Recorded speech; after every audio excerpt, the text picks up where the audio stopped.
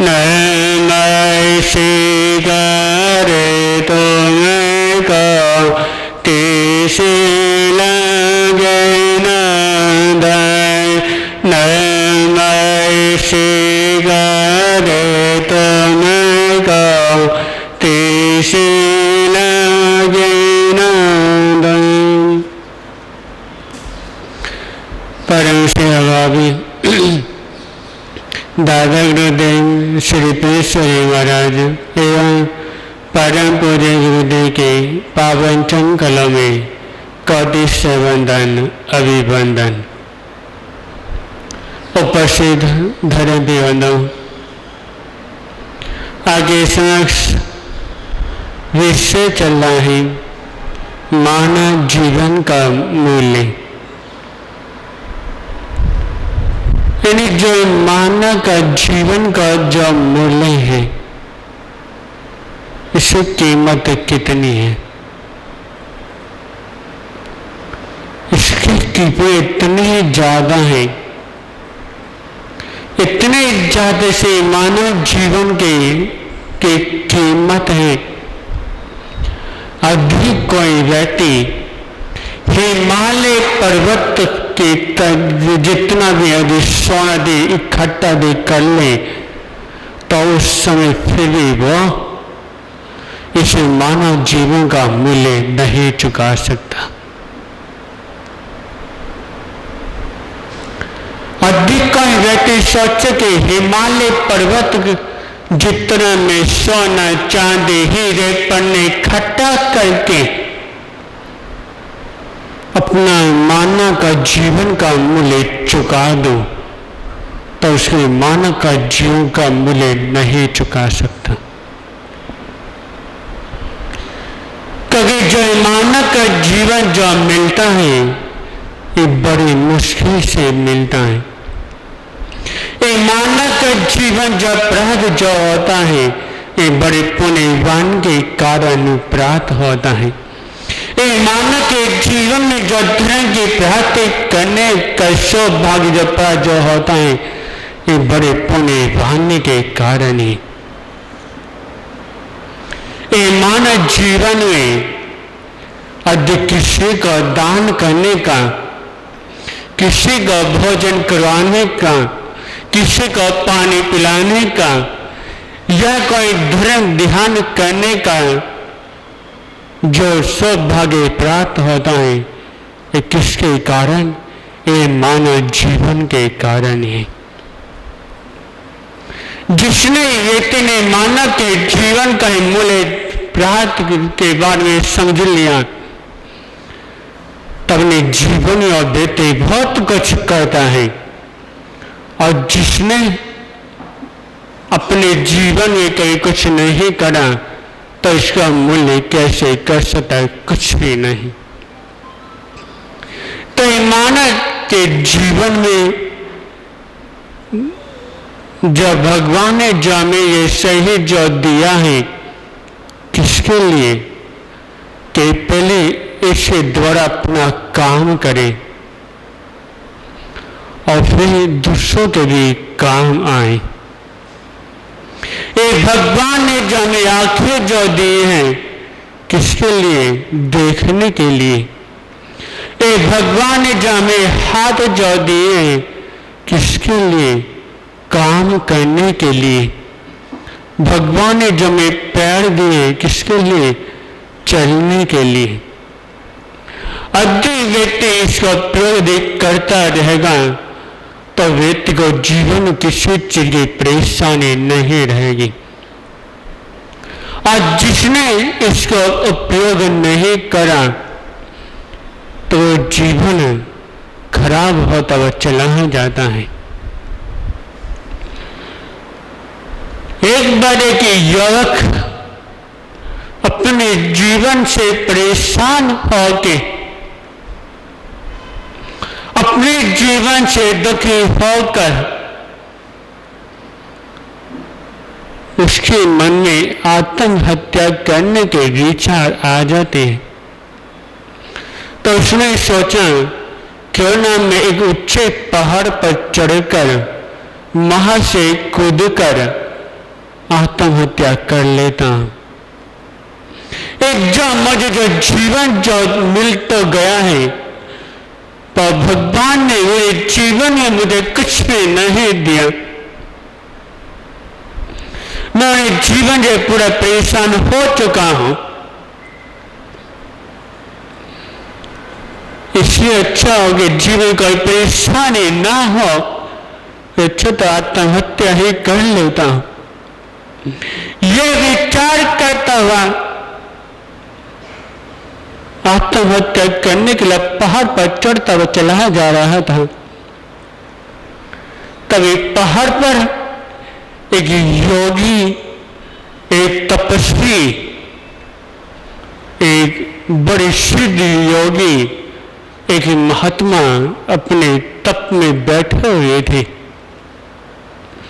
जब उन्होंने उस युवक को पहाड़ पर चढ़ते हुए जब देखा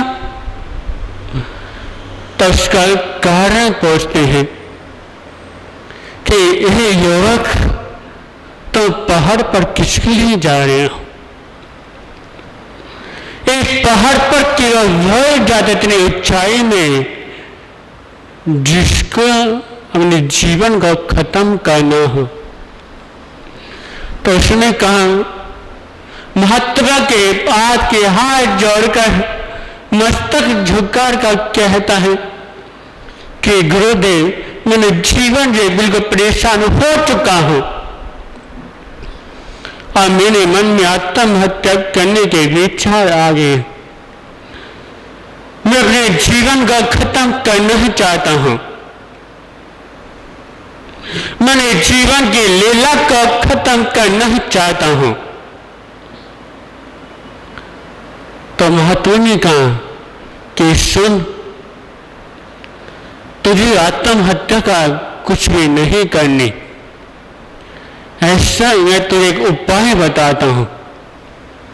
उसके लिए तुझे यहाँ के नगर के जो राजा हैं, मैं तुझे उनके पास लेके चलता हूं। मैं उनसे कहकर तेरी एक चीजों को दिलवा देता हूं। आदित्य ने वो चीज उन राजा को दे दी तो तेरे जीवन में कोई परेशानी नहीं आएगी। तो उसने कहा, महात्मा जी, मेरे पास तो कुछ भी नहीं कि जो मैं उस राज्य को दे सकूं, यहां तक कि मेरे पे झोला भी नहीं जिसके अंदर मैं कोई वस्तु रख सकूं। तो महात्मा ने कहा, तुझे नहीं पता, तेरे पास एक चीज ऐसी है जो तू राज्य को दे सकता है। आदित्य ने वो राज्य को दे दी तो राजा तेरी सारी परेशानी को दूर कर देंगे। वो महात्मा उस युवक को लेकर उस नगर के जो राजा थे के वहां पे पहुंचता है कि राजमहल में पहुंचने के बाद कहता है, सुन, तू नहीं पे रहे, अभी मैं अंदर जाके राजा से बातचीत करके आता हूं। और महात्मा अंदर जाते हैं राजमहल में और थोड़ी देर के बाद बाहर आते हैं और कहते हैं कि सुन, मैं राजा से बातचीत करके आ गया हूं। आदित्य ने वो चीज दे दी तो राजा तुझे 1,00,000 रुपए का इनाम देंगे। तो उसने कहा कि महात्मा जी, आपने ऐसे क्या चीज दिलवा दी जिससे राजा मुझे 1,00,000 रुपए का इनाम देंगे? तो उन्होंने कहा कि मैंने राजा से कहा तेरी आंखें को दान कर दी। आदित्य ने उनको अपनी आंखें दान कर दी तो राजा तुझे 1,00,000 रुपए का इनाम देंगे। तो इतना शांत युवक ने कहा कि महात्मा जी, आप कैसी बात कर रहे हो?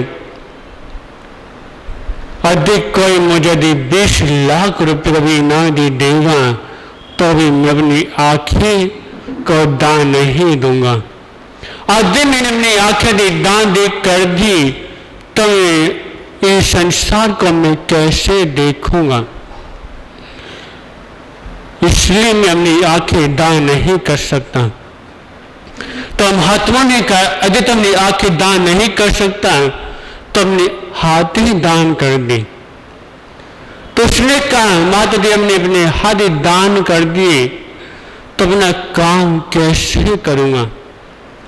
फिर महात्मा ने कहा कि जब भगवान ने तुझे जब देखने के लिए जब आंखें दे रखी हैं,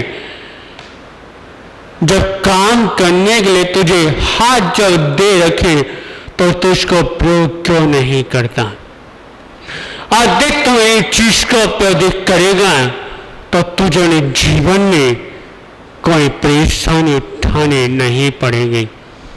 अपने जीवन को ठीक करने के लिए ना, अपने जीवन को आगे बढ़ाने के लिए पहले तो उसका उपयोग कर। अधिक तूने इसका उपयोग कर लिया तो तेरे जीवन में कोई परेशानी नहीं आएगी।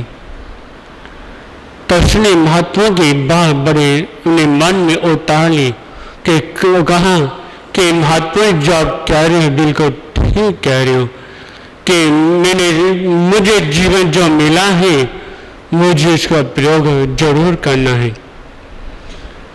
और फिर रास्ते पर किसने कब आया जब महात्मा ने उसको उसके मूल्य के जीवन के उसके तन के बारे में उसको बताएं कि व्यक्ति के शरीर का एक एक अंग कितना मूल्यवान है, इसलिए व्यक्ति को इसका मूल्य का अधिक चुकाना है, अपने जीवन के मूल्य अधिक चुकाना है।